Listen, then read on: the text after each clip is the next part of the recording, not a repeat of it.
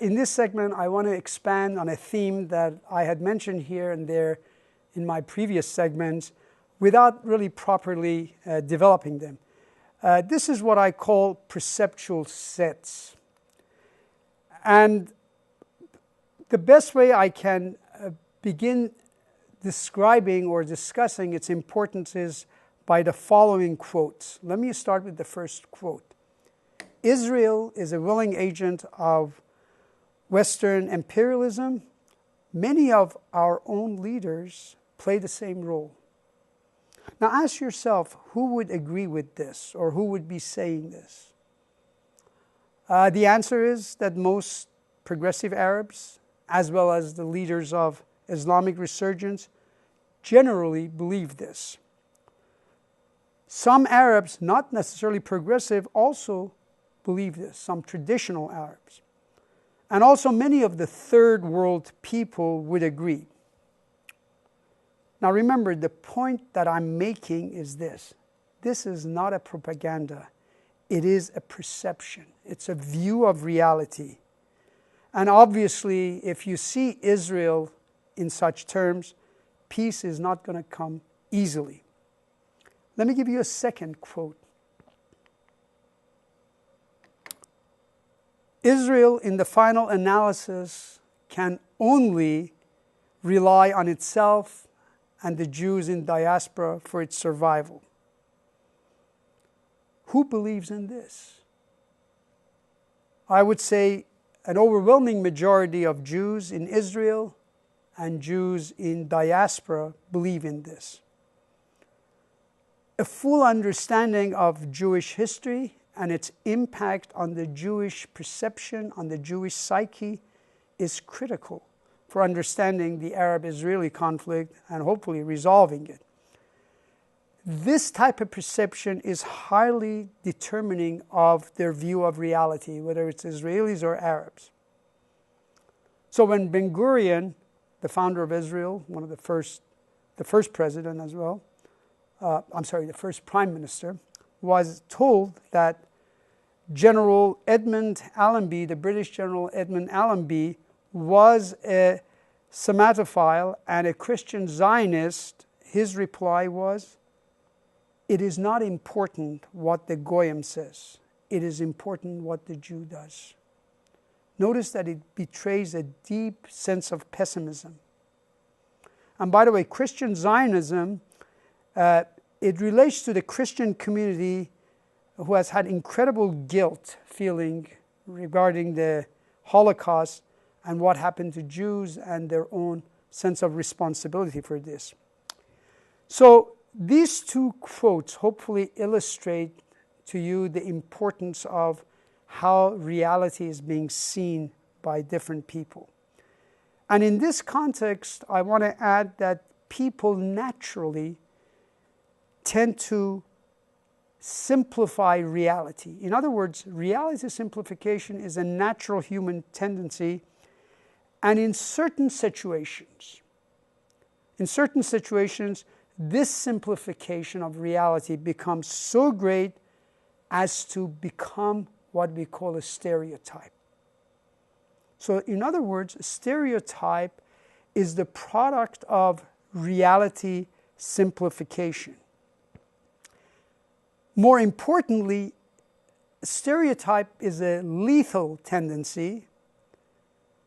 It is one of the most important aspects of human behavior that we truly need to understand, especially in a multi-ethnic, multi-racial, and multi-sectarian polities. Why is that? Because stereotypes often lead to misunderstanding, and this type of misunderstanding often could lead to conflict. In fact, there's a whole category of perceptual roots of conflict in international relations theory. We're going to look at 4 stereotypes in this segment. The 2 most important ones for us, especially for this course, one is the imperial stereotype, and the second is colonial stereotype. There's also the anti-Semitic stereotype and the barbarian stereotype, which I will discuss. Let me begin with the imperial stereotype. The imperial stereotype is a very contemptuous view of non-Western people that is held by the imperialist power who have conquered them.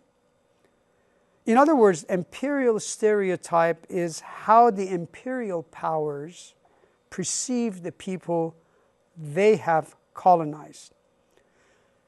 Any stereotype has at least two very important dimensions. One is what I call capability distance. What is the distance in the capability between you and them as you perceive it? So the answer to that question is that they see themselves tremendously powerful and they see the colonized people as exceedingly weak. So the capability distance, as far as the imperialist stereotype is concerned, is simply great. The second element of a stereotype is what I call cultural distance. How do you see their culture as opposed to yours? And here, the cultural distance is equally great.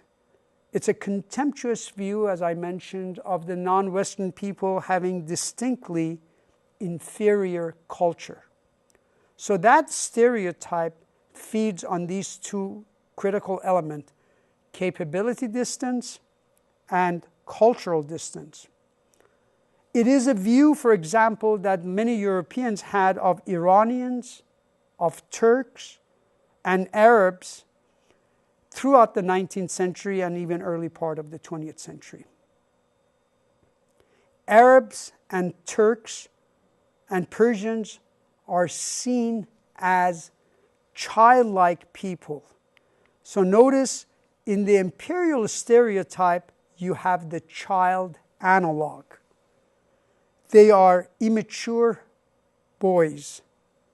So this is how they viewed many of the people they had colonized, not just in the Middle East, but also in Africa and other places. By the way, this is also the view that many Israelis have of the Arabs when they are not afraid of them. And that means really after 1967, when Israel achieved a tremendous victory and tremendously expanded its border by occupying the West Bank and part of Egypt and so forth. So Israelis are also inclined to see the Arabs in this way. They are not likely, if you have this attitude, if you see them as childlike people, you're not likely to see public opinion because childlike people don't have public opinion. You're not likely to see change because change is going to be in the direction of greater political participation, in the direction of greater sense of nationalism, and in the direction of developing and having a public opinion.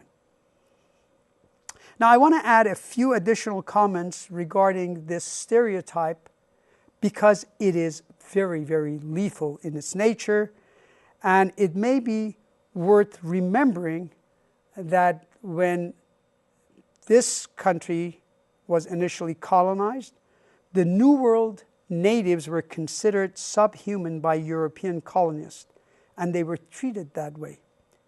To prevent their genocide, the Pope issued a bull in 1573 attesting that the natives were in fact human. Another good clue to understanding the imperial mindset, what leads to that kind of a thinking, you can glean that from the following quote that I want to give you. The quote says, "You may roughly divide the nations of the world as the living and the dying. The weak states are becoming weaker, and the strong states are becoming stronger." And essentially what the quote says, the stronger the living nation will gradually encroach on the territory of the dying, and the seeds and causes of conflict and among the civilized nations will speedily appear. The quote was from Lord Salisbury. It was a highly controversial speech on May 4th, 1989. It was known as the Dying Nations speech. And it gives you some clue into how Lord Salisbury, who was the Prime Minister and the Foreign Secretary of Britain, under whom the British Empire saw the greatest expansion. It was that kind of an attitude. This view fully captures the idea of social Darwinism. In other words, applying biological processes to social and political ones in order to legitimize imperialism as nothing other than the survival of the fittest. So the stereotype is a picture that is very, very comforting to the imperialist master. British often told themselves when they were in Egypt that what a wonderful self-sacrificing people we are to stay in Egypt and civilize them.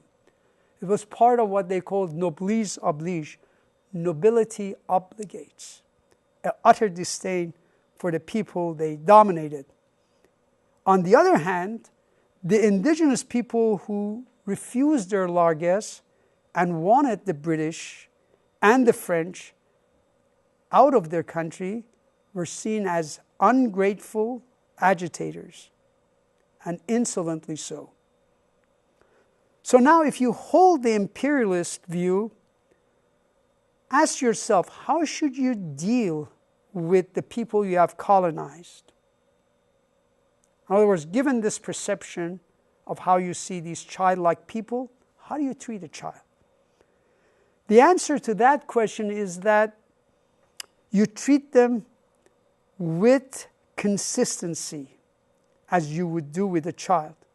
If you're not consistent, they will take advantage of you. So they always have to know who is the boss.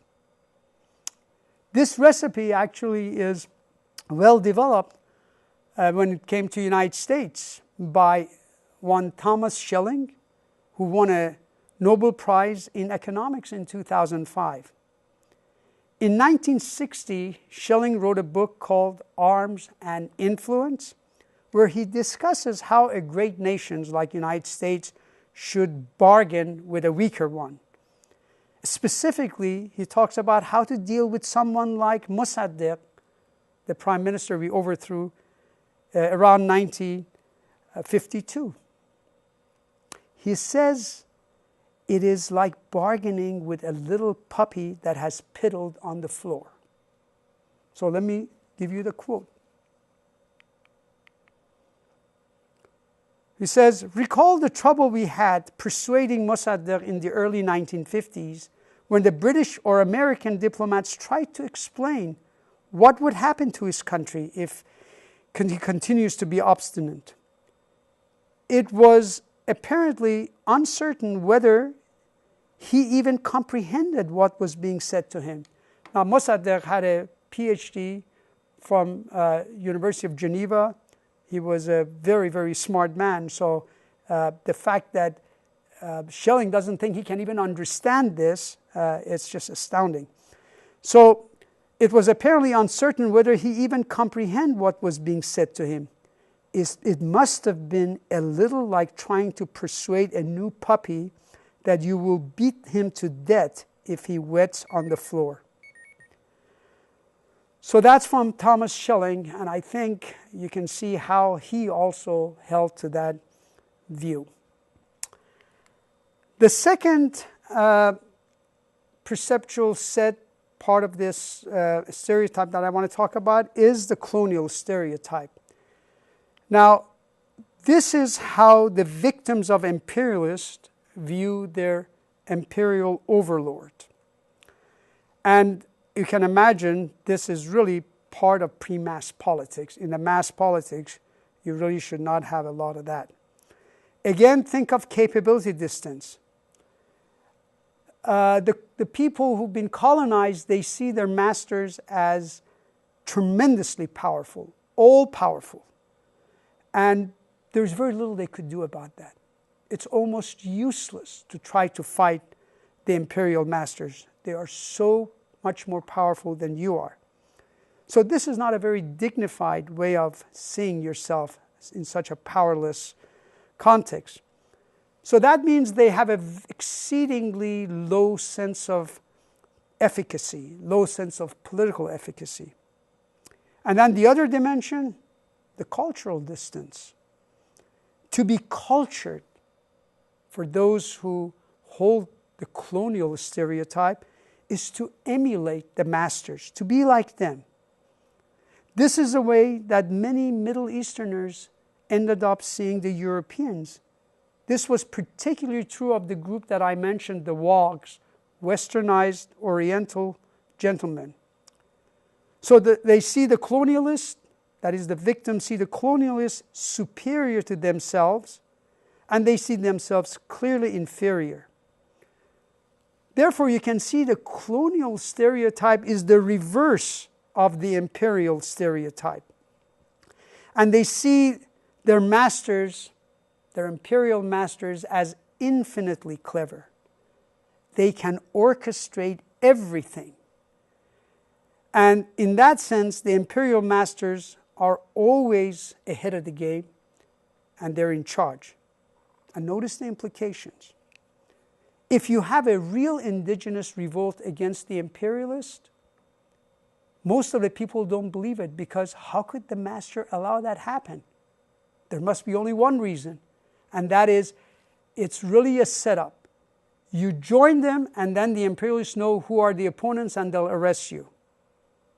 So this was also played out in Iran during the Shah of Iran before the revolution.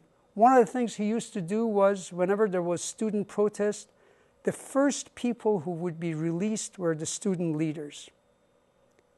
And when students saw everyone else gets arrested, but the leaders are released, then they began to really doubt the leadership, thinking that the leaders were really the agents of the Shah, trying to get opponents, and so the leaders were discredited, even though the leaders were really, truly opposed to the Shah, but this tactic prevented them from getting a large following.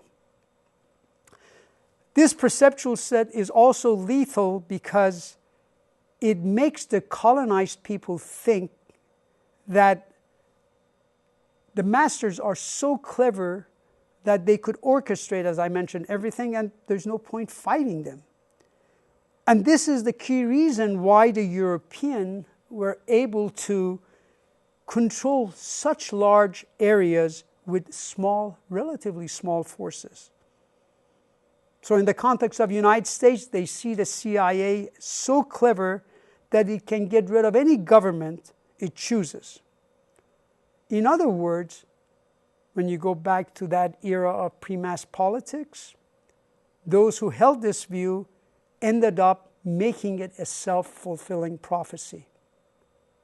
You ended up actually empowering, with the kind of mindset you had, empowering the imperial powers. Also remember, a key objective of all secret agencies or all secret police is to make the people believe they are so weak that it's hopeless to confront them. The moment that fear is gone, they're in trouble. So creating that aura of no sense of efficacy, it's totally useless to stand up to such powerful, omniscient agencies like secret police. That's what gives them the power.